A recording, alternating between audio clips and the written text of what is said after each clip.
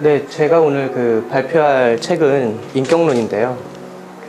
사무엘 스마일즈가 쓴 책인데 어떻게 하면 사람이 인격적으로 이렇게 잘 살 수 있을까에 대해서 나온 책인데요. 우선은 제가 배경을 이 수채화풍으로 이렇게 선택한 이유는 이 책을 읽으면서 제가 되게 많은 질책을 받았어요. 책으로부터.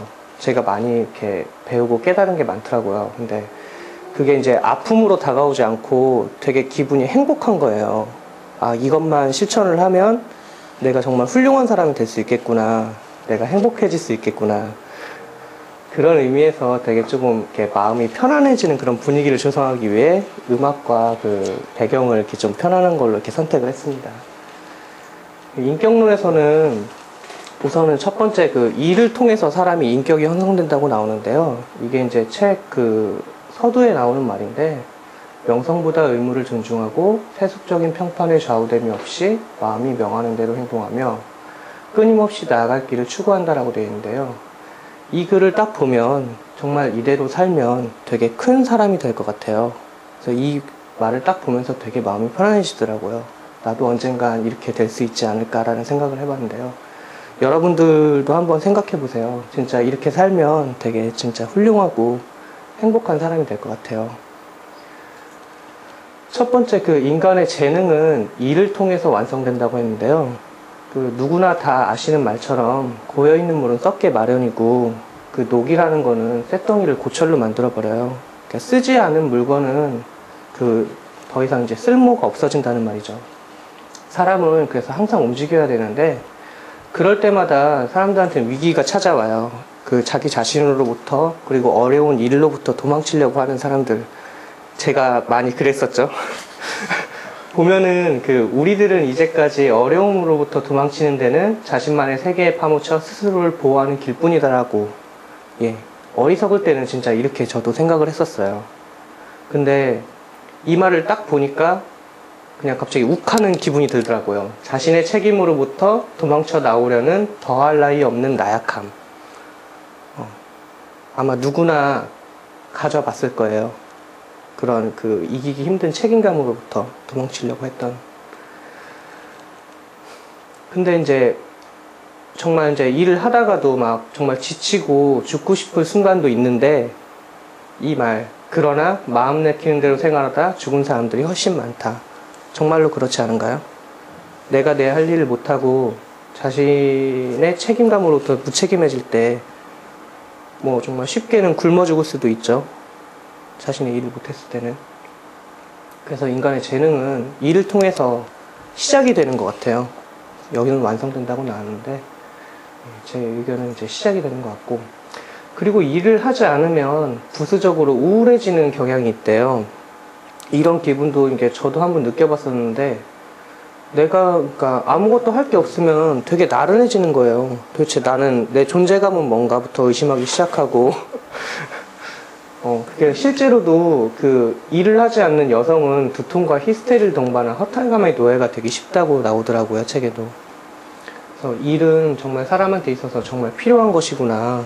이제 더 이상 짐이 아니라 내가 스스로 찾아서 해야 되는 거구나 라는 걸 느꼈고요. 또 한 가지 중요한 게, 보통 이제 여가라는 게 일을 안 해야지만 생기는 거라고 생각을 하잖아요. 하지만 여가라는 단어의 뜻은 일을 하다가 중간에 남은 시간이래요.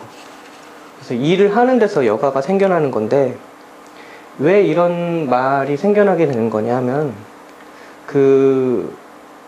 나한테 이제 일이 있어요. 일이 나눠져 있는데 그 일을 다 끝내지 않고 논다고 생각을 해보세요. 걱정이 들겠죠? 마음 한켠엔.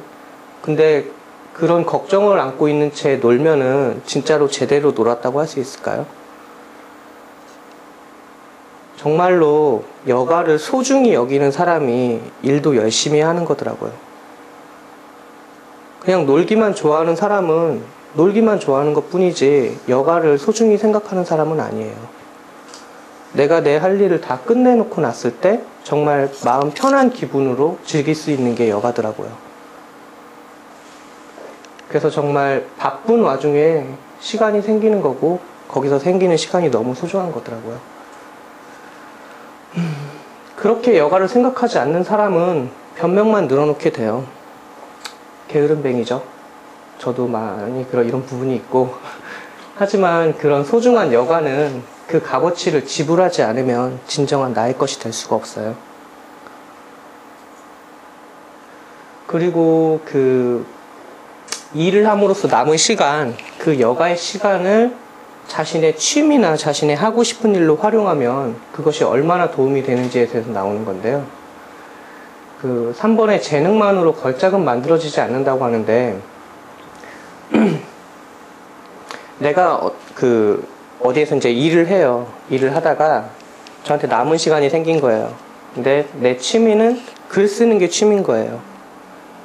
그렇게 해갖고 딱 남은 시간에 글을 쓰는 거와 그냥 매일같이 시간이 남는데 글을 쓰는 거와 그건 느낌이 달라요. 여기서 보시면 알겠지만 하루 종일 일을 하고 돌아와 겨우 자기 문장을 쓸 수 있게 된 1시간은 꼬박 하루분의 노동을 능가하는 가치가 있어요. 집중력도 올라가고 창의력도 올라가요. 예전에 경용 씨가 발표를 했지만 창의력이라는 건 어떤 긴박한 상황에서 나온다고 하잖아요. 쉽게 나올 수 있고, 이렇게 어떤 긴박한 상황 속에서 짜여진 틀 속에서 문제를 해결하려고 하다 보니까 그게 풀어지는 거거든요. 그런 노력이 되는 거고. 그래서 항상 유명한 시인들, 누가 있죠? 섹스피어나 그런 사람들 보면은 자신의 직업은 원래 작가가 아니래요. 다른 직업이 있는데 자신의 시간을 짬내서 글을 쓴 와중에 걸작이 탄생한 거라고 하더라고요. 그리고 뉴턴 같은 경우에도 원래는 조폐공사 직원이라고 하더라고요. 근데 한 번도 뉴턴에 대한 이야기를 들었을 때 조폐공사 일을 소홀히 했다는 그런 평판을 받아본 적은 없을 거예요. 그런 걸 본 적도 없을 거고. 하지만 그 와중에도 자기가 하고 싶은 일을 해서 발명을 해냈고 문학적으로도 높은 수준에 오른 것 같더라고요. 이거는 이렇게 저도 한번 느껴본 적이 있는데, 진짜 시간이 얼마 안 남았는데, 이렇게 즐길 수 있는 시간이 얼마 안 남았는데 내가 하고 싶은 걸 할 때 진짜 사슴이 냇물을 마시고 갈증을 달래듯이 이런 행복한 경험을 해본 적이 있는데, 저기 사슴이 웃으시네요.